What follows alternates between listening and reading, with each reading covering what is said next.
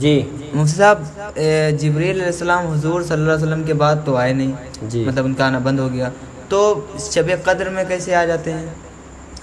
دیکھیے، جو حضرت جبریل علیہ السلام کا آنا بند ہوا ہے، اس پر میں آپ کو ایک چھوٹا سا واقعہ بتاؤں کہ ایک مرتبہ ابلیس نے تمام شیاطین کو سامنے بٹھایا اور ان سے پوچھا تم بتاؤ آج کر کے کیا کیا کام آئے ہو؟ تو کسی نے کہا کہ ہم نے نمازی کو نماز سے روکا، کوئی کہنے لگا ہم نے تہجد پڑھنے والے کو تہجد سے روکا، ایک کہنے لگا کہ میں نے حج کرنے جا رہا تھا اس حاجی کو حج کرنے سے روک دیا۔ ایک شیطان کھڑا ہوا چیلا کہنے لگا کہ کچھ بچے مسجد اور مدرسے جا رہے تھے پڑھنے، ہم نے ان کو پڑھنے سے روک دیا۔ تو وہ ابلیس اچھل گیا، کہنے لگا خواہ اتنا بڑا کام کر کے آئے ہو، تم سے بڑا کام کسی نے نہیں کیا۔ تو وہ لوگ کہنے لگے، جو اور لوگ تھے، کہ ہم نے تو نمازی کو روک دیا، ہم نے تو حج کرنے سے روک دیا، تو تمہیں خوشی نہیں ہوئی، اس لیے ذرا چھوٹے چھوٹے بچے جن سے ناک صاف کرنا بھی نہیں آتی ان کو روک دیا تو تم اتنا خوش ہو رہے ہو، کیا ماجرا ہے؟ تو اس نے کہا چلو ہمارے ساتھ ہم دکھاتے ہیں۔ تو اس نے اپنی پلٹن کو ساتھ میں لیا اور پہنچا ایک عالم صاحب کے دروازے، عالم صاحب اٹھیے۔ تو عالم صاحب نے پوچھا بھائی کون ہو تم؟ کہا ہم ہیں جبریل، ہم ہیں جبریل، اور اللہ آپ کی عبادت و ریاضت سے بہت خوش ہوا ہے، چلو آپ کو جنت کی سیر کراتے ہیں۔ تو وہ عالم صاحب تھے نا، کہنے لگے کہ ہمارے نبی کے بعد جبریل کا آنا تو بند ہو گیا، لہٰذا تو شیطان ابلیس مردود معلوم ہوتا ہے۔ انہوں نے پڑھا لا حول ولا قوت الا باللہ العلی العظیم، وہ فوراً وہاں سے بھاگا۔ اب اس نے کہا دیکھا ان کا پاور۔ اب وہ پہنچا ایک عابد صاحب کے پاس جو تہجد گزار اور نیک مخلص اشراق اوابین چاش بڑے پابند تھے نفلوں کے۔ ان سے جا کے کہا عابد صاحب اٹھیے۔ کہا کون؟ کہا جبریل۔ کہا کہ کیسے آنا ہوا؟ اللہ آپ کی عبادت سے بڑا خوش ہوا، چلو جنت کی سیر کرائیں۔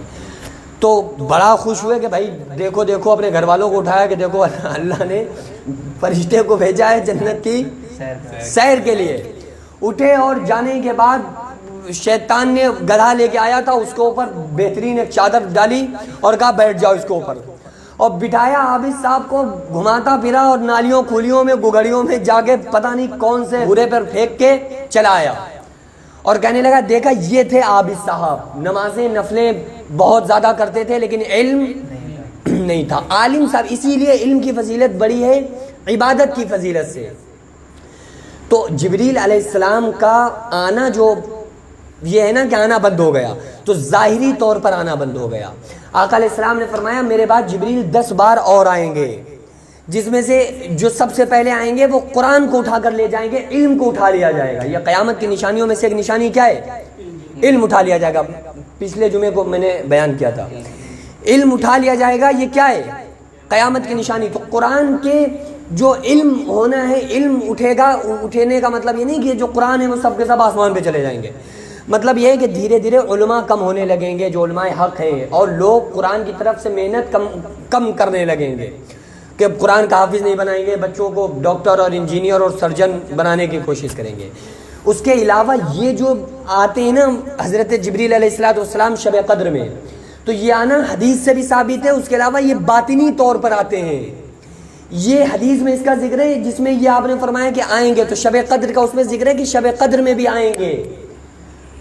یہ تو خاص طور پہ اللہ قرآن میں فرما رہا ہے نا انا انزلناہ فی لیلۃ القدر وما ادراک ما لیلۃ القدر لیلۃ القدر خیر من الف شہر تنزل الملائکۃ والروح فیہا باذن ربہم من کل امر، کہ فرشتے اور جبریل علیہ السلام نازل ہوتے ہیں، اور یہ رات مغرب سے لے کر صبح سورج طلوع ہونے تک، فجر تک، یہ رات امان والی ہے، یہ رات شب قدر ہے۔ تو یہ ہم لوگ ایسا نہیں ہے کہ وہ جبریل علیہ السلام ویسے نہیں آئیں گے جیسے ظاہری طور پر آیا کرتے تھے، لیکن باطنی طور پر جو عبادت و ریاضت میں لوگوں کے نیک بندوں کے شریک ہونا، ان کے عملوں کو لے کر آسمان پر جانا، یہ سارے کام قیامت تک انشاءاللہ تعالی چلتے رہیں گے۔ جی